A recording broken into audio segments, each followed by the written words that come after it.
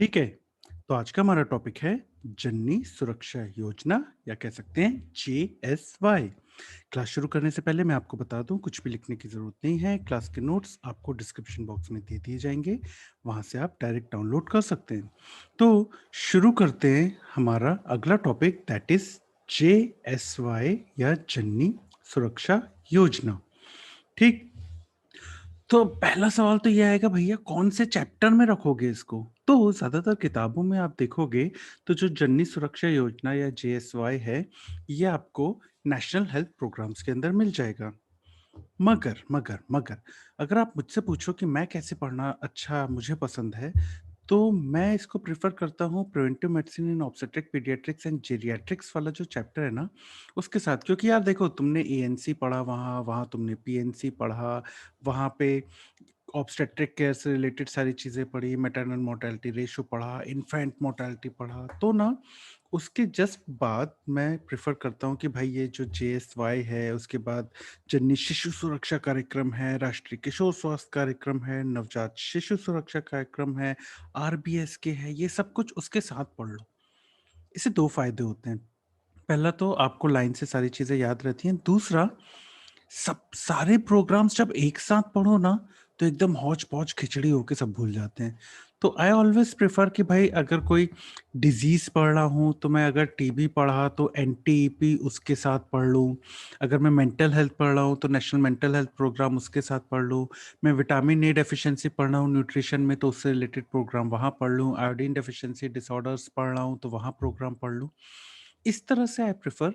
तो क्या होता है ना कि बहुत टफ टॉपिक, ये चैप्टर जो है नेशनल हेल्थ प्रोग्राम का, वो ऐसा बढ़ जाता है, टूट जाता है, तो वो कमज़ोर पड़ जाता है, तो इतना मुश्किल नहीं लगता।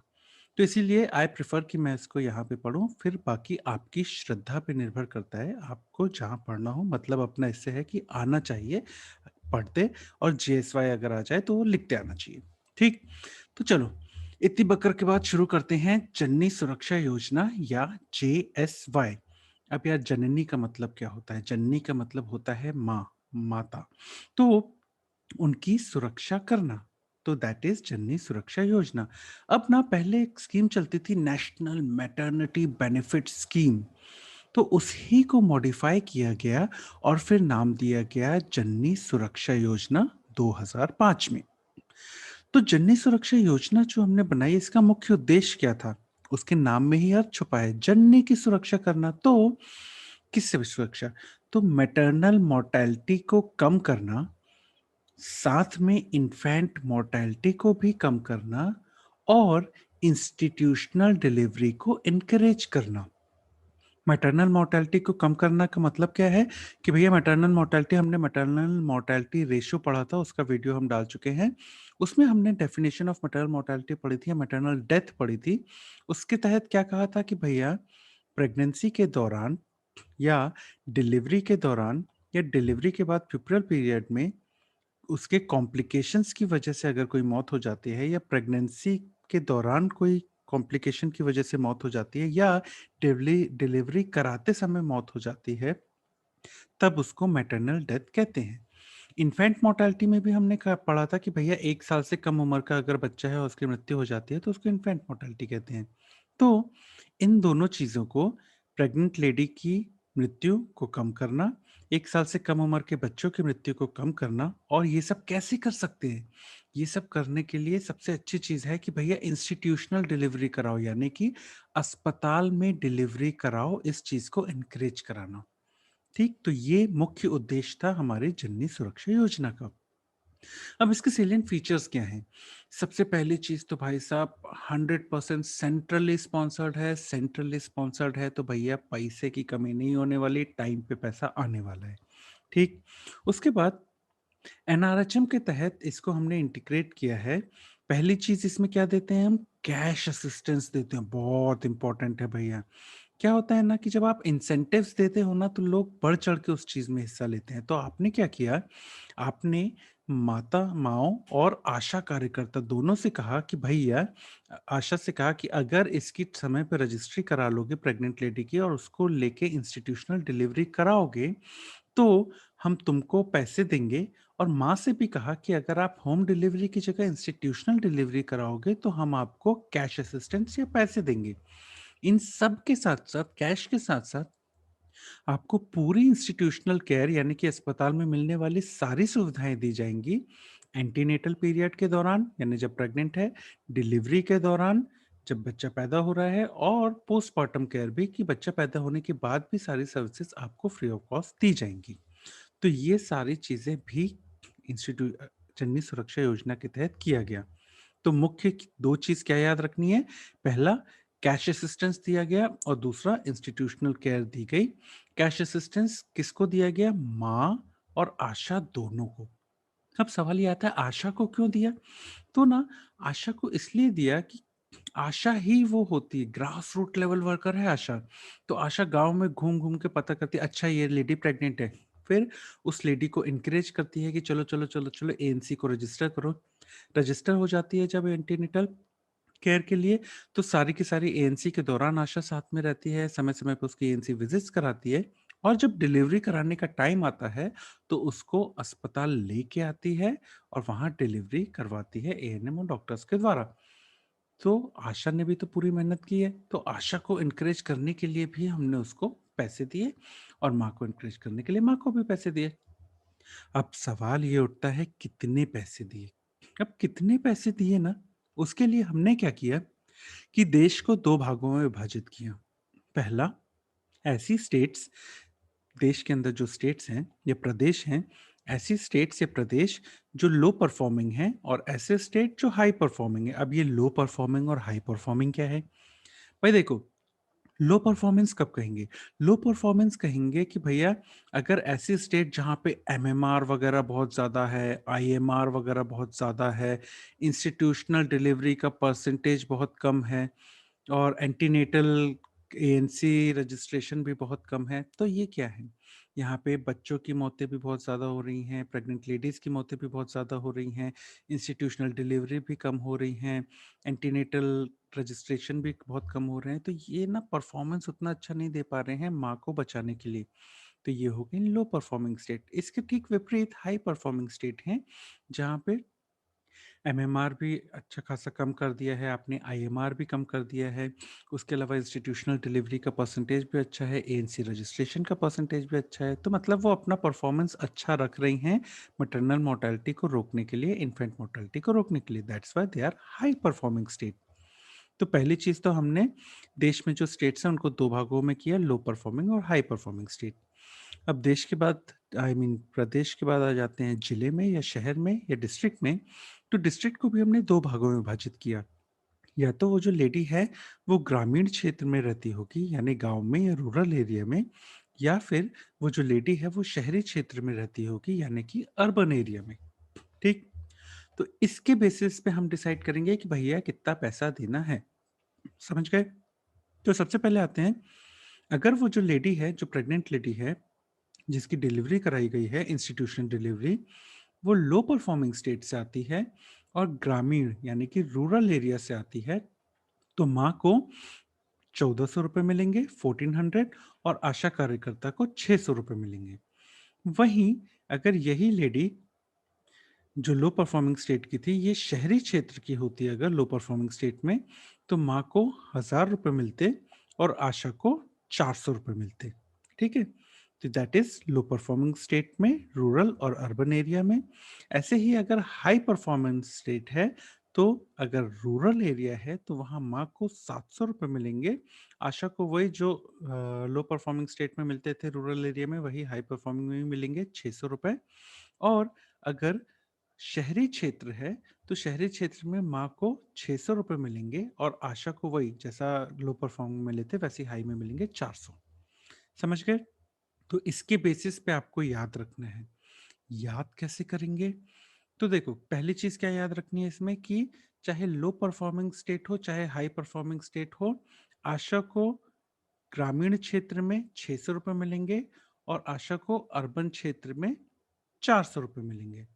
तो अगर हम आशा की बात करें, तो आशा को अगर ग्रामीण क्षेत्र है, तो ग्रामीण क्षेत्र है, तो ये जी से क्या बन गया 6 तो ₹600 मिलेंगे और यही आशा को अगर अर्बन क्षेत्र है, तो यही अर्बन में एक डंडी और लगा दो तो बन गया 4, यानी कि 400 रुपए मिलेंगे। समझ गए? तो आशा तो हमको याद हो गई भैया कि आशा को ग्रामीण क्षेत्र में 600 और अर्बन क्षेत्र में 400, भले ही हाई परफॉर्मिंग स्टेट है या लो परफॉर्मिंग स्टेट है। समझ गए? इतना समझ में आ गया। अब बात करते हैं मदर्स की, कि माँओं को कितना पैसा मिलेगा। तो लो परफॉर्मिंग स्टेट से याद रखना कि अगर आशा को जितना पैसा मिला है, उससे तो ज़्यादा ही मिल रहा है, ये चीज़ तो याद रखना है। अब सवाल ये उठता है कि भाई माँ को ज़्यादा पैसे, आशा को कम पैसे क्यों?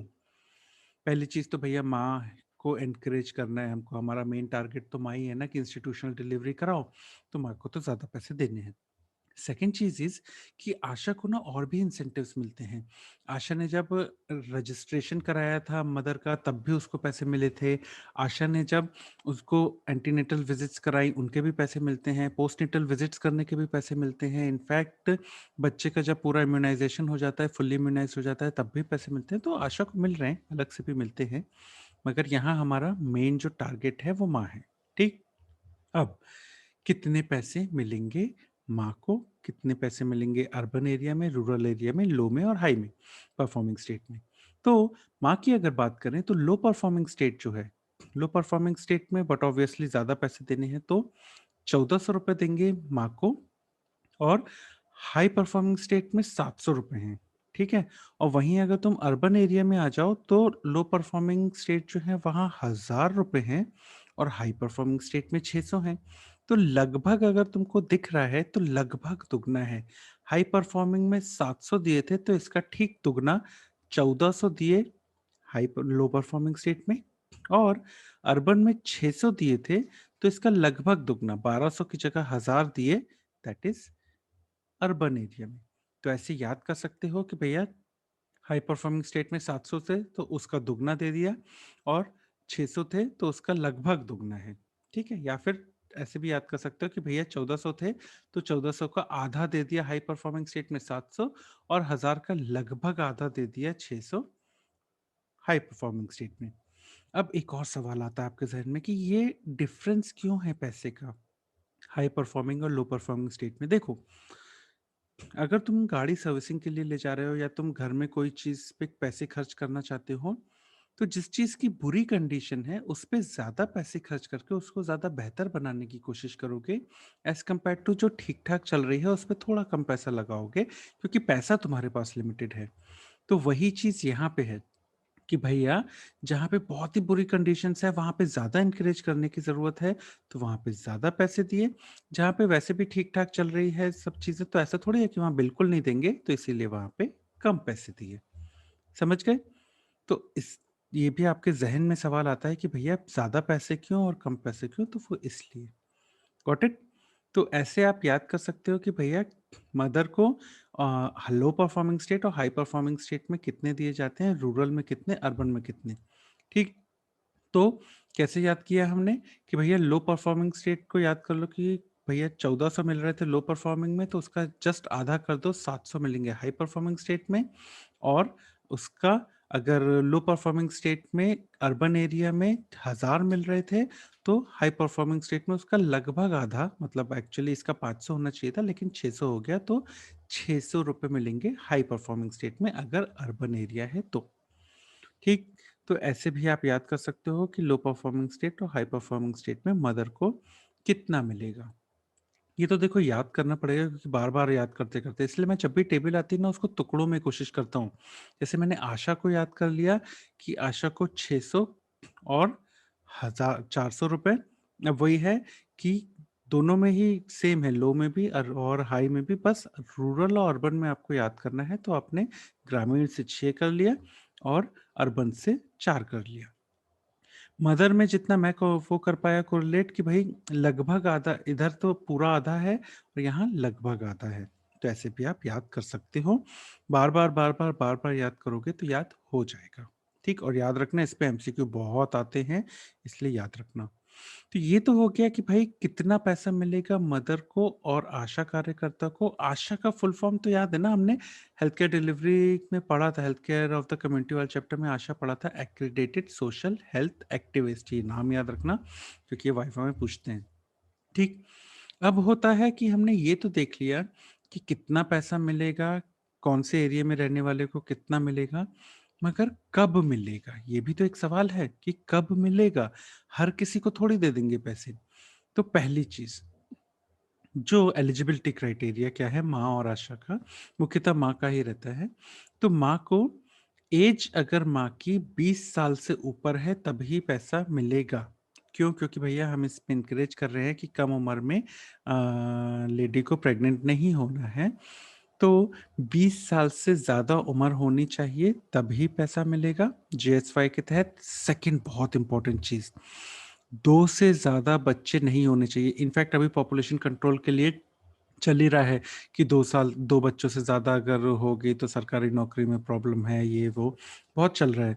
तो यहाँ पे जेएसवाई में बहुत पहले ही शुरू कर दिया था कि आपको जेएसवाई का फ़ायदा या कैश असिस्टेंस तब मिलेगा जब 2 या उससे कम है। 2 से ज़्यादा बच्चे अगर हैं तो पैसा नहीं मिलेगा। तो इसमें क्या आप एनकरेज कर रहे हो कि एक्चुअली वो जो नेशनल पॉपुलेशन पॉलिसी चलती है और नेशनल पॉपुलेशन नॉर्म्स हैं, उनके तहत हमने यही पढ़ा था कि भैया बच्चे 2 ही अच्छे।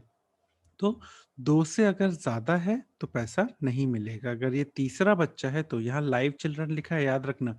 तो तीसरा ज़िंदा बच्चा अगर पेट में है या तीसरा ज़िंदे बच्चे की अगर डिलीवरी कराई है तो पैसा नहीं मिलेगा। तो 2 बच्चों तक मिलेगा। फॉर एग्ज़ाम्पल पहला बच्चा है तब भी मिलेगी आपको जेएसवाई के तहत फ़ायदा, दूसरे में भी मिलेगा, तीसरा या चौथा या पाँचवा इनमें नहीं मिलेगा। ठीक है? समझ गए? और यहाँ लाइव चिल्ड्रन क्यों लिखा? कि मान लो पहले जो प्रेग्नेंट हुई थी उसमें स्टिल बर्थ हो गई, दूसरी जो थी उसमें लाइव बर्थ हुआ माँ को। अब यहाँ पे हुई तो प्रेग्नेंट तीसरी बार है, मगर सवाल ये है कि बच्चा यहाँ पे लाइव बर्थ पैदा हुआ है।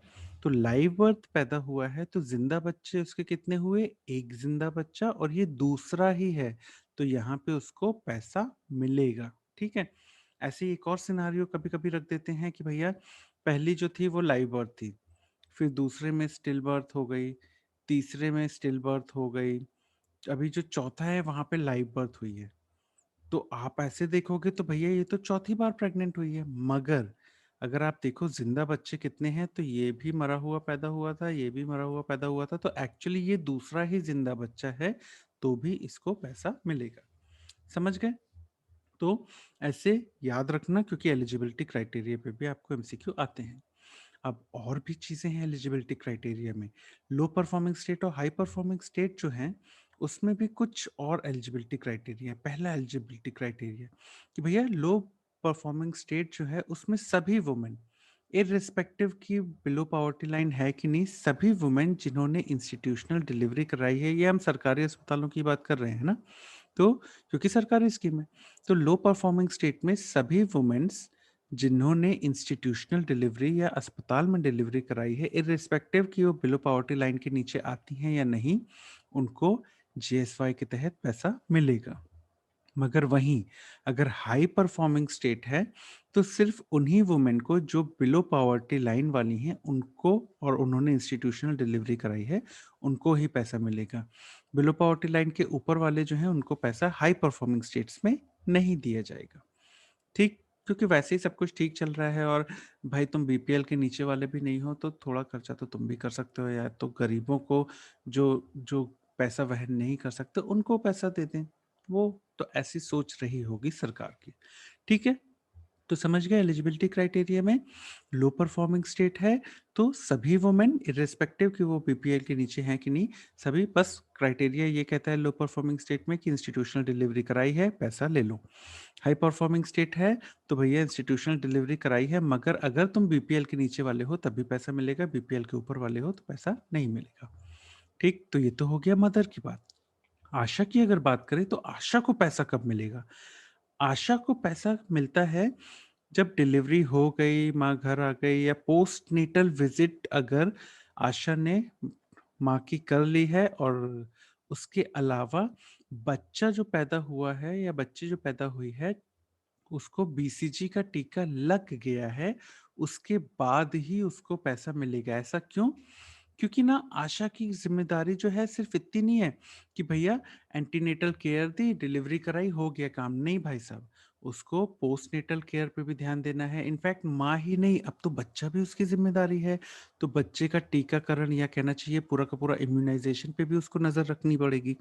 तो इसीलिए पोस्टनेटल विजिट कर ली है और टीकाकरण बच्चे का शुरू करा दिया है, उसके बाद ही आशा को पैसा मिलेगा।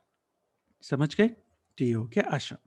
उसके बाद आता है कि एक और चीज़ याद रखनी है, जेएसवाई में योजना के तहत, जननी सुरक्षा योजना के तहत अगर अगर सिज़ेरियन सेक्शन कराना पड़ा या फिर अगर कुछ ऑब्स्टेट्रिक कॉम्प्लिकेशंस हो गए जिनके मैनेजमेंट के लिए पैसों की ज़रूरत है, तो करीब ₹1500 पर डिलीवरी जेएसवाई के तहत सरकार देती है।